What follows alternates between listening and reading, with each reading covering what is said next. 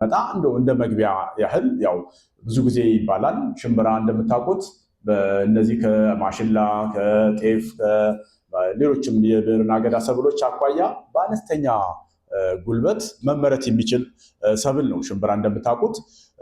ሌላው የተፈጥሯዊ የስር ባህሪው ስር ጠልቆ የመግባት ባህሪ አለው እና ይሄ ምንድነው የሚያሳየው ታች ወርዶ ያለውን እርጥበት ተጠቅሞ ማምረት ይቻላል ማለት ነው።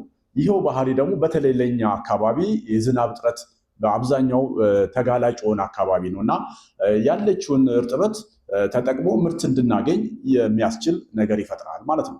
አገራችን ሽምብራን በማምረት በዓለም አቀፍ ደረጃ 3 ሀገሮች ብቻ ናቸው የሚበልጧት። 3 ትልልቅ ሀገሮች በአፍሪካ አንደኛ ነን። በአፍሪካ ሽምብራን በማምረት በመጠቀም ወደ ውጪ በመላክ ከአፍሪካ በአንደኛ ደረጃ ነው ያለነው እና ይሄ የሚያሳየው ምንድነው አቅም አለን ማለት ነው። አቅሙ አለ ማለት ነው። በዓለም ደረጃ ደግሞ ወደ 4.5% የሚሆን የሽምብራ ገበያ አገራችን አስተዋጽኦ ታበረክታለች። ከአፍሪካ ደግሞ 60%ን የምትሸፍንበት ሁኔታ አለ ማለት ነው። ወደኛ ክልል ስንመጣ አማራ ክልል የአገሪቷን 43.3 ድርሻ ወይም ደግሞ ፐርሰንት በሽምብራ አስተዋጽኦ አለው ለሀገር ማለት ነው እና ምርታማነቱን ስናየው በሀገር ደረጃ ያለውና በአማራ ክልል ያለው ይቀራረባል። ነገር ግን ሰብሉ በተፈጥሮ ያለው አቅም እስከ 60 ኩንታል ድረስ ይሄዳል በአንድ ሄክታር። የተሻሉ ሀገሮች እስከ 60 ኩንታል ያመርታሉ። እኛ ጋር ግን አማካኝ 20 ኩንታል አካባቢ ነው በሀገር ደረጃ። በአማራ ክልል ደግሞ ወደ 19። ይሄ የሚያሳየው ምንድነው በመሃል ትልቅ የሆነ ክፍተት አለ ማለት ነው። እዚህ ጋር የምታዩት ይሄ ቀለም ያለው ሽምብራበት ነው በሀገሪቷ። ይሄ ደግሞ ማለት ማነው አማራ ክልል ነው። በአማራ ክልል ከጎንደር ጀምሮ እስከዚህ እስከ ሸዋ ድረስ ያለው ሽምብራ፣ ደቡብ ወሎም ሰሜን ወሎም የራሳቸው የሆነ አስተዋጽኦ አላቸው እና ይሄ የሚያሳየው በአማራ ክልል በደንብ ከተሰራ ጥሩ ነገር መፍጠር ይቻላል ማለት ነው። እንግዲህ ሽምብራ ስንል 2 አይነት ሽምብራ ነው ያለው። ቀይ ሽምብራ አለ፣ ነጭ ሽምብራ አለ እና ሁለቱ የራሳቸው የሆነ ባህሪ አላቸው። ቀዩ ሽምብራ ቀደም ብሎ በአርሶ አደሩ የነበረ ዝርያ መነሻው።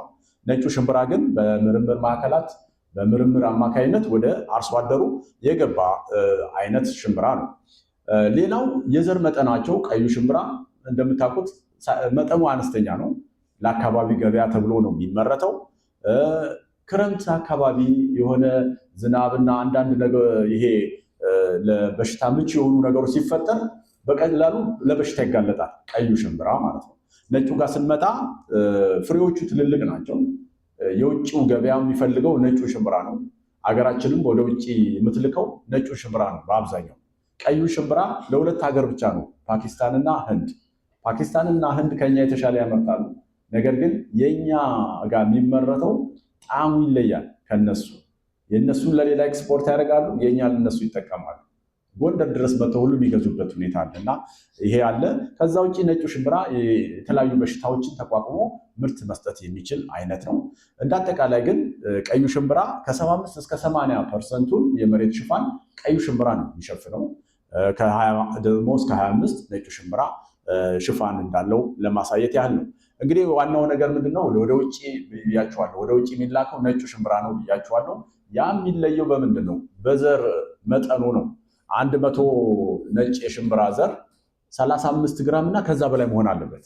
ከዛ በታች ከሆነ መስፈርቱን አያሟላም እና በሀገራችን የሚመረተው የነጭ ሽምብራ ዝርያዎች ያንን የሚያሟሉ መሆን አለባቸው ማለት ነው።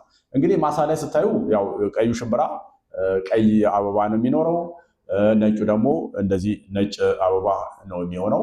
እንግዲህ አርሶ አደሮች ወስደው ጎን ለጎን ሊያመርቱ ይችላሉ እና ካመረቱ በኋላ ይለዋወጣሉ። ቀይ ሽምብራ ወስዶ የዘራ እና ያመረተ በሚቀጥለው ነጭ ለመዝራት ነጭ ከመረተው ላይ እንደዚህ የሚለዋወጡበት ሁኔታ አለ እና በዚህ መልክ እንዳለ ለማሳየት ያህል ነው። ሌላ እንግዲህ የሽምብራ ኢኮኖሚያዊ ጥቅምም አለው። ቅድም እንደ ሀገር ዶላር ማምጣቱ የውጭ ምንዛሬ ማምጣቱ ብያቸዋለሁ። ከቡና ሰሊጥና ቦለቄ በመቀጠል በ4ኛ ደረጃ ነው የሚቀመጠው ሽምብራ የውጭ ምንዛሬ ከማምጣት አኳያ ማለት ነው። ያ ብቻ አይደለም። ሽምብራ ዘርተን የነበረውን ማሳ በሚቀጥለው ጤፍ ስንዘራ ለጤፉ የምንሰጠው ማዳበሪያ መቀነስ የሚያስችል እድል ይፈጥርልናል። 1/4ኛውን መቀነስ እንድንችል ያግዘናል። በኋላ አሳያቸዋለሁ። ይሄ አለ። ከዛ ውጪ ከፕሮቲን ጋር ተያይዞ አሁን እንግዲህ የአማራ ክልል ትልቁ ችግር ሰብል ምርቱ አለ፣ በየአይነቱ ይመረታል። ነገር ግን አብዛኞቹ ገበያ ላይ ስለሚሄዱ በምግብ መልክ የመጠቀም እንትናችን ውስንነት አለው። በዛም ምክንያት የመቀንጨር ችግር በአንደኛ ደረጃ የሚጠቀስ ክልል ነው አማራ ክልል። ይህንን ለመቀነስ እነዚህ ጥራጥሬ ሰብሎችን በቆሎ ሊሆን ይችላል፣ በንፍሮ ሊሆን ይችላል፣ በተለያዩ መልክ ወደ ምግብ ሲስተም ውስጥ አስገብቶ መጠቀም ይህንን መቀንጨር ችግሩን ለመቀነስ ያግዛል። ስለዚህ ሽምብራም እንደ ሌሎቹ ጥራጥሬ ሰብሎች የፕሮቲን የሚባለው ንጥረ ነገር ለእኛ ይሰጠናል ማለት ነው። ከዛ ባሻገር ደግሞ ቅድም ለመጥቀስ ሞክሬያለሁ፣ የእኛ አካባቢዎች የዝናብ እጥረት ለተለያዩ ለድርቅ ተጋላጭ ናቸው። እንግዲህ አንዳንድ አርሶ አደሮች ሚያዝያ ላይ ማሽላ ይዘራሉ። ዝናቡ እርግጠኛነት ስሜት ካልፈጠረባቸው ይገለብጡና ሐምሌ ላይ ጤፍ ይዘራሉ። ጤፍ ይዘሩና ደግሞ እንደዚሁ ሹት ፍላይ ሊሆን ይችላል፣ በሌላ ምክንያት ጤፉ ላይ እንደዚሁ እርግጠኛነት ነገር ሳይኖር ሲቀር ወዴት ይሄዳሉ? ወደ ሽምብራ ይሄዳሉ። ምክንያቱም ሽምብራ በቀሪ እርጥበት መመረት ስለሚችል ማለት ነው። እና ምን ለማለት ነው? ሽምብራ አርሶ አደሩ ባዶ እጁን እንዳይገባ ያግዛል ማለት ነው። ባለው እርጥበት መመረት ይችላል ማለት ነው። እዚህ ጋር እንግዲህ እንደምታዩት ነው ሽምብራ ቀድሞ ከተዘራ ማሳ ላይ ጤፍ ስንዘራ በዚህ በሚያምር መልኩ እንደዚህ አይነት ጤፍ ማምረት እንችላለን ማለት ነው። ያውም ደግሞ ለጤፉ የምንሰጠውን የማዳበሪያ መጠን 1/4ኛ በመቀነስ እና ይሄ ትልቅ አስተዋጽኦ አለው ማለት ነው። ከዛ ውጭ አሁን ደግሞ ትልቅ ቢዝነስ ሆኗል። በተለይ ለሴት እህቶቻችን ወጣቶች አርሶ አደሩ ያመርታል፣ ከአርሶ አደሩ ይቀበላሉ። ይሄ የምታዩት ቆቦ ነው። ቆቦ ገበያ መግቢያው ላይ የራሱ የሽምብራ እሸት መሸጫ ቀጠና ነው እና ሴት እህቶቻችን እንግዲህ በዚህ መልክ ከአርሶ አደሩ ተቀብለው በጣም አዋጭ የሆነ ንግድ ገቢ ማግኛ ሆኗል። ይሄ ቆቦ ብቻ አይደለም።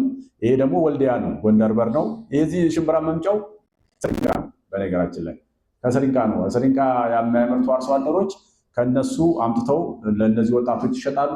ወጣቶች ደግሞ እዚህ ጎንደር በር በቃ ደንበኛ የሽምብራ መሸጫ ቀጠና ሆኗል እና ደግሞ የሚገርመው በተለይ ከኛ የወጡ ዝርያዎች የምታውቋቸው ካላችሁ እነዚያ በጣም ቅርንጫፍ የበዛቸው ናቸው፣ ናቸው አይስባል እና ትንሿ ዋጋ አላት። እኔ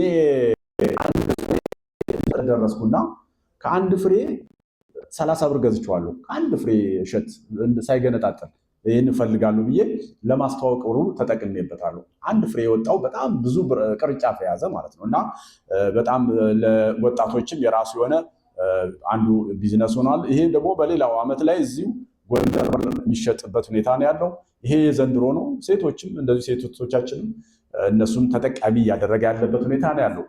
ያ አዲስ ግኝት ነው ማለት ይቻላል። አንዳንድ የኛ አካባቢዎች ደቡብ ወሎ ላይ እንደ ኩታበር፣ ተንታ፣ ደሴ ዙሪያ የመሳሰሉት ይሄ የጥገኛ አረም ዳይመረጭ የሚባል አረም አለ።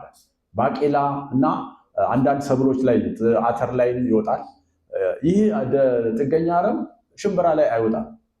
እነዚህ አካባቢዎች ከባቄላ ባሻገር እንደ አማራጭ ሽምብራን እንዲያመርቱ ያደረግንበት እና እዛ አካባቢ ይሄ የምታዩት ኩታብር ላይ ነው እና ሽምብራን እያመረቱ ባቄላን የሚተኩበትም አጋጣሚ እንዳለ ለማሳየት ያህል ነው። ይህም የራሱ የሆነ አስተዋጽኦ አለው ማለት ነው።